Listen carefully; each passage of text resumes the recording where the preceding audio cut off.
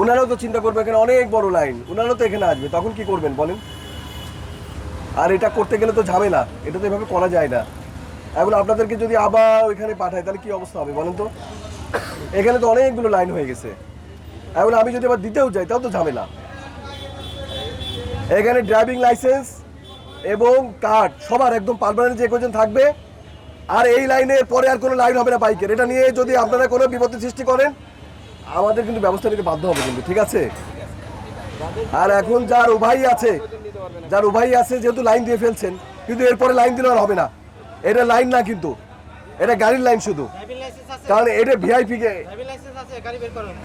না হলে যার ড্রাইভিং লাইসেন্স নেই সরে যান, না হলে কিন্তু এটার জন্য জরিমানা হবে কিন্তু।